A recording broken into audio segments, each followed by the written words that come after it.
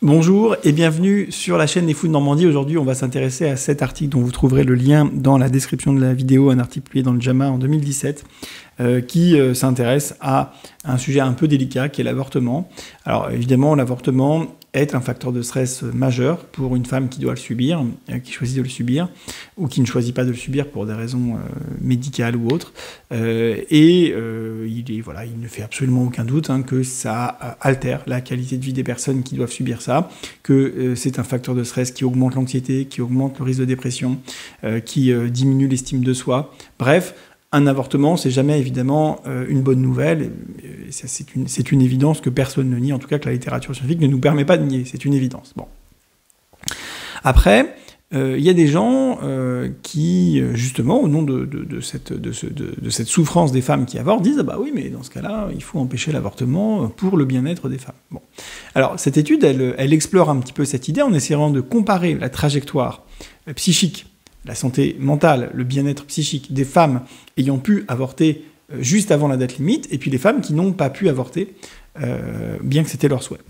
Donc c'est une étude prospective, c'est un suivi, c'est pas rétrospectif, on regarde pas en arrière, on suit les gens et elles sont interviewées régulièrement, au moins 2 fois par an, juste avant la tentative d'avortement, juste après la tentative qu'elle ait réussi ou pas à faire cet avortement en fonction de la date, et puis ensuite donc tous les semestres, il y a 11 interviews prospectives sur 5 ans.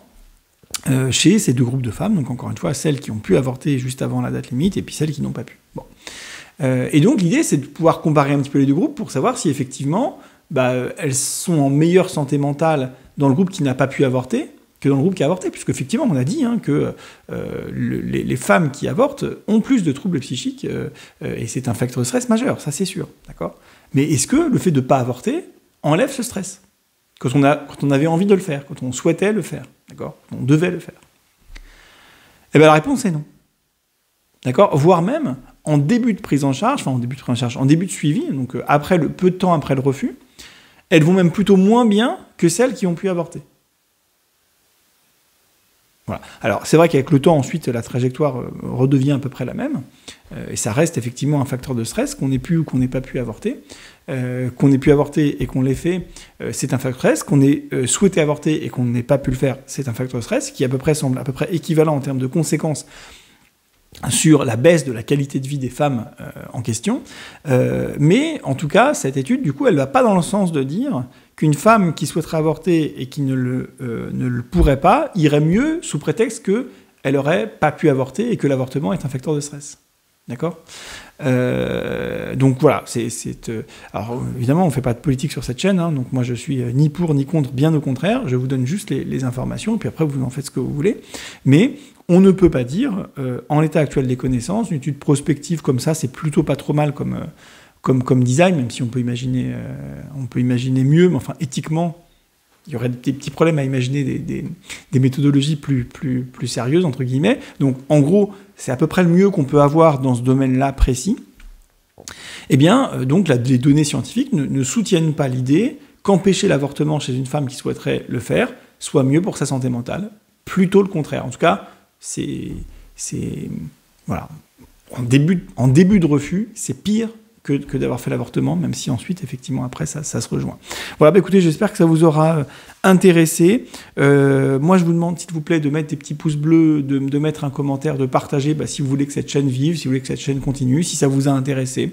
Voilà, c'est une sorte de rétribution qui ne vous coûte pas grand-chose. Donc, posez-vous la question, est-ce que je considère que... est-ce que je me sens devoir cette petite rétribution à cette chaîne ou pas ? Si je me sens absolument pas reconnaissant, non, effectivement, il n'y a pas besoin de mettre un pouce bleu, il n'y a pas besoin de mettre un commentaire, il n'y a pas besoin de partager, il n'y a pas besoin de s'abonner. Si par contre vous dites quand même, peut-être que j'ai appris quelque chose, peut-être que il faudrait qu'il y ait un échange, peut-être un rapport qui aille dans les 2 sens, qu'il y a quelqu'un qui est une association qui investit dans des vidéos, et puis peut-être que moi je peux, en échange, sans que ça me coûte 1 euro, mettre un petit pouce bleu, partager, m'abonner, commenter, je ne sais pas. Je pose la question. Voilà, je vous donne les données du problème, après vous décidez, c'est comme pour cette vidéo. Quand même, j'ai une petite idée quand même.